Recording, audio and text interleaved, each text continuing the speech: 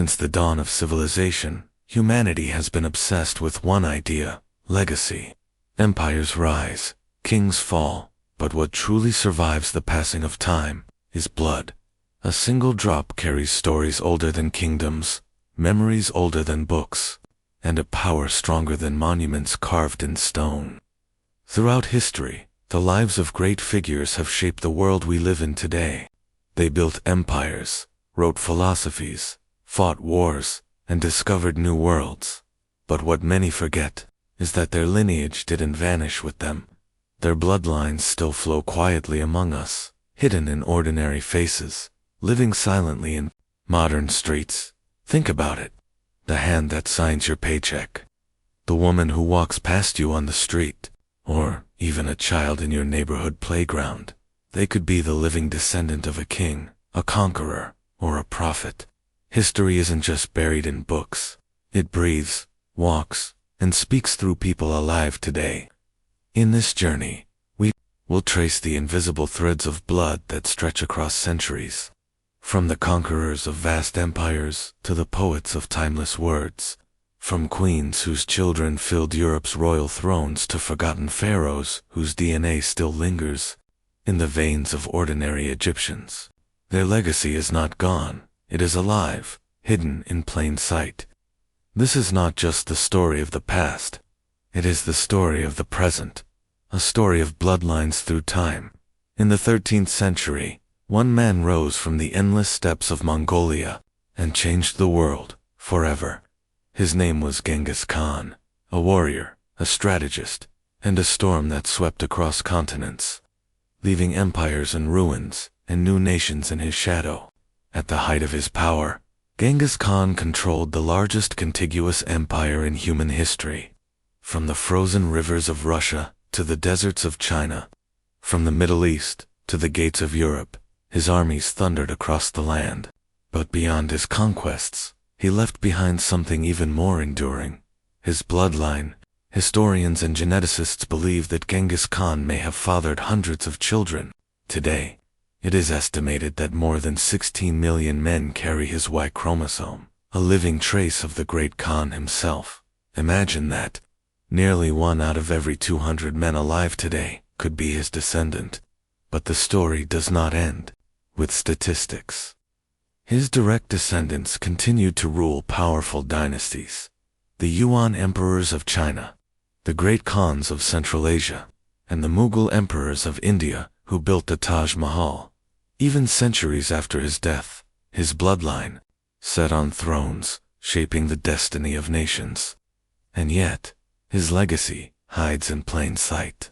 A merchant in Uzbekistan, a student in Turkey, a shepherd in Afghanistan, or a businessman in New York, any one of them may unknowingly carry the mark of Genghis Khan's empire in their veins. His armies have vanished, his palaces have crumbled, but his lineage still walks among us. In every corner of the world, in faces both ordinary and extraordinary, the blood of the great conqueror flows silently.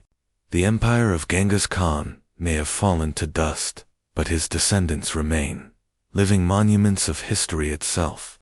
He is remembered as the ultimate genius of the Renaissance, a man whose mind painted worlds before they existed.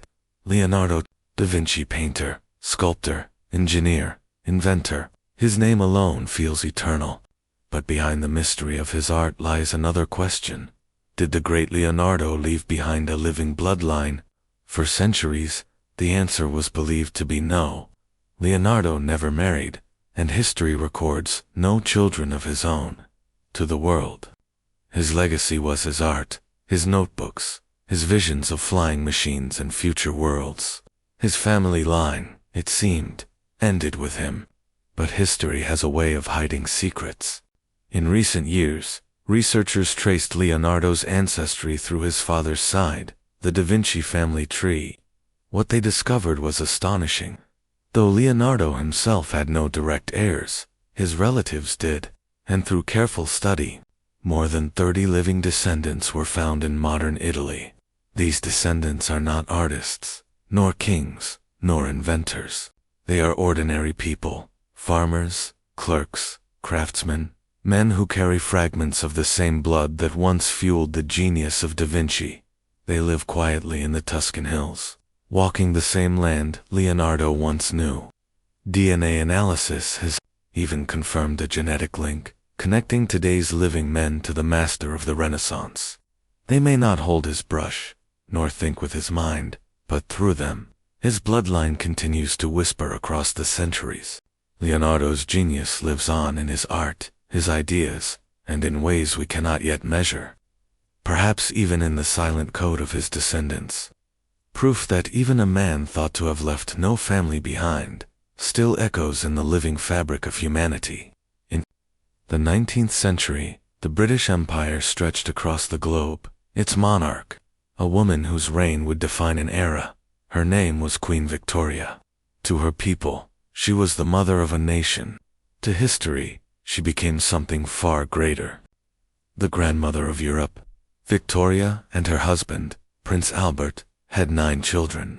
Through carefully arranged marriages, these sons and daughters spread across Europe's royal courts, binding nations with blood.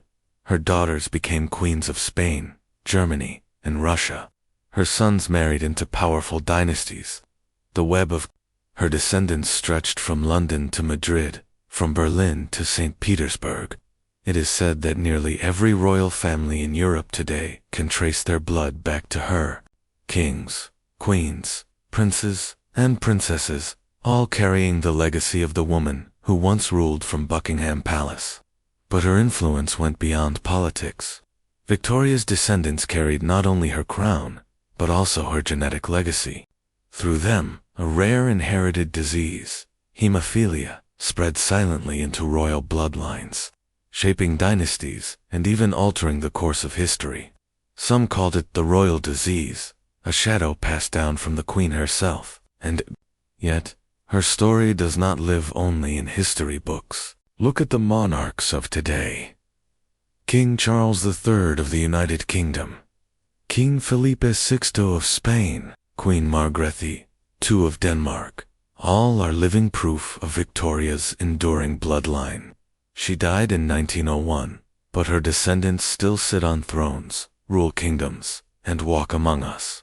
The empire she ruled has faded into memory, but her blood flows on, shaping the very face of modern royalty. Queen Victoria may be gone, but her legacy is alive in the crowns of Europe. In the heart of America's darkest hour stood a man who carried the weight of a divided nation. Abraham Lincoln, the 16th President of the United States. His words ended slavery, his resolve preserved the Union, and his death turned him into a martyr of freedom. But beyond the legend lies another question. Does the blood of Lincoln still flow today? Lincoln's personal life was marked by both love and tragedy. He and his wife, Mary Todd Lincoln, had 4 sons, Robert, Edward, Willie, and Tad. Only Robert Todd Lincoln lived to adulthood, the sole heir to carry on the family name. Robert himself became a man of stature, a lawyer, a diplomat, even the Secretary of War. He lived a life under the shadow of his father's greatness. But his children faced a different destiny. Lincoln's grandchildren grew up in privilege, yet none of them would leave behind heirs of their own. By the year 1985, the last known direct descendant of Abraham Lincoln, Robert Todd Lincoln, Beckwith, passed away without children. With his death, the direct bloodline of Abraham Lincoln came to an end, and yet, not all lines end in silence. Distant relatives of Lincoln, cousins and extended family, still exist in America today. They bear no presidency, no crown, but they share the same ancestral roots. They are reminders that even when a direct branch is cut, the tree of family still stands. Abraham Lincoln's blood may no longer live on in direct descendants, but his true legacy flows through something far greater, the principles of liberty, unity, and human dignity. His children are not found in blood alone, but in the millions who inherit the nation he saved.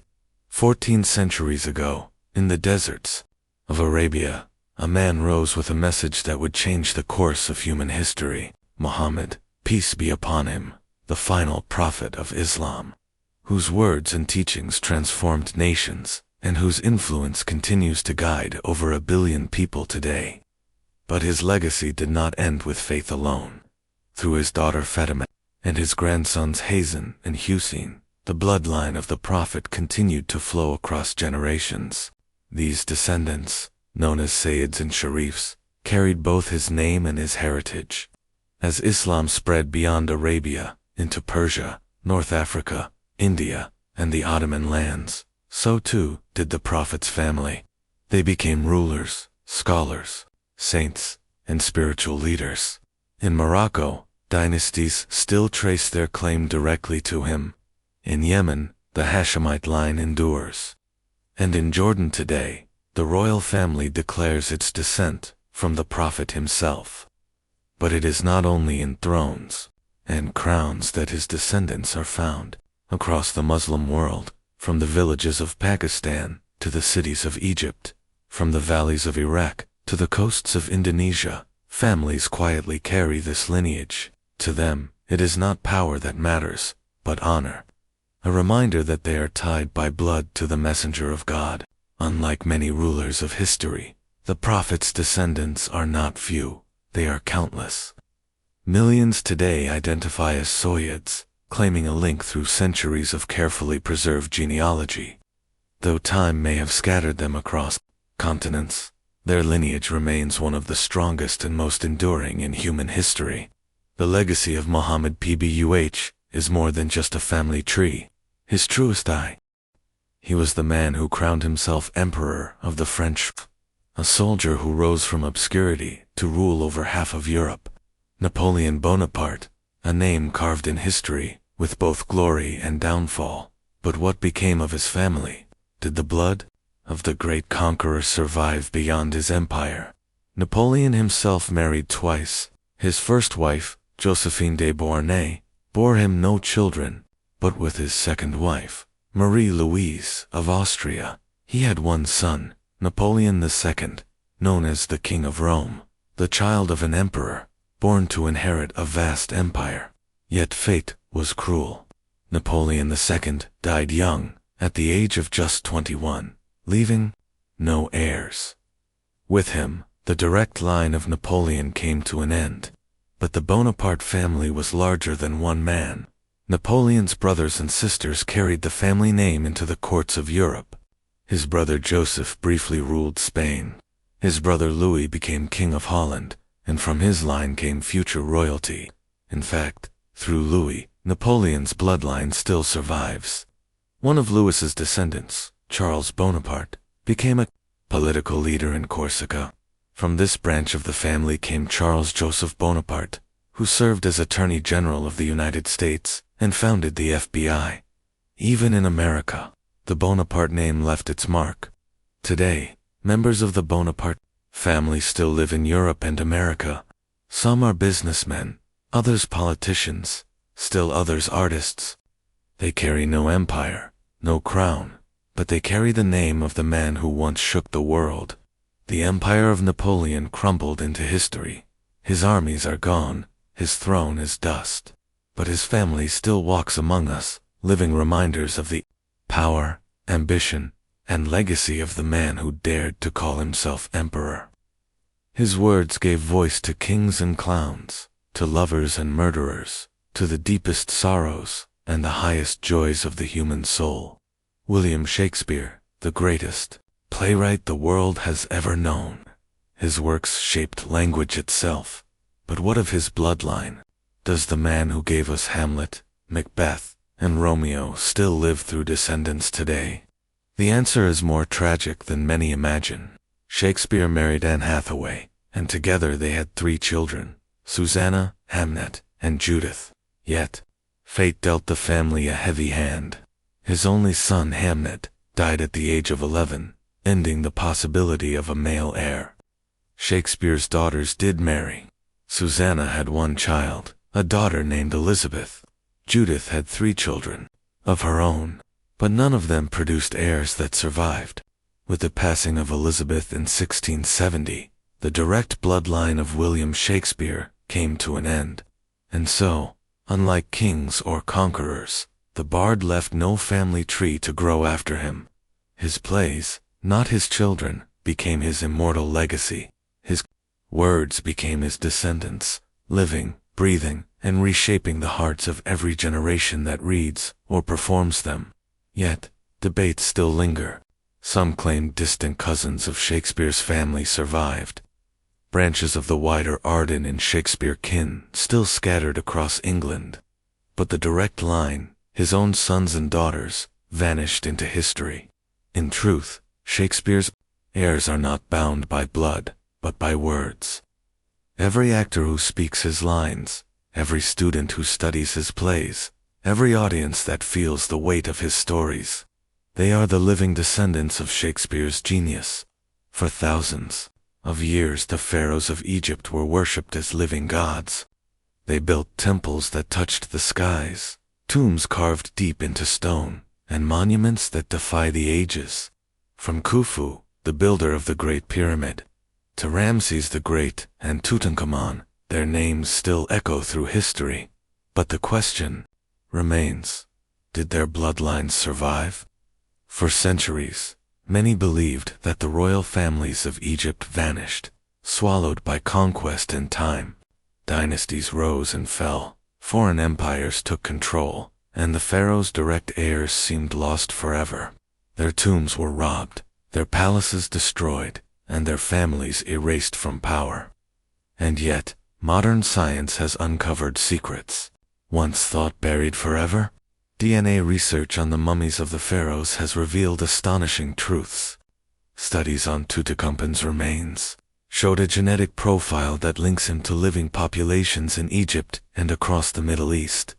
The blood of pharaohs did not vanish, it still flows. Hidden in ordinary people, some Egyptian families even claim descent from ancient dynasties, passed down through guarded genealogies and oral tradition. While absolute proof is elusive, the possibility remains that among the millions who walk the streets of Cairo today, some carry within them the blood of kings who once ruled the Nile. In this way, the pharaohs never truly died.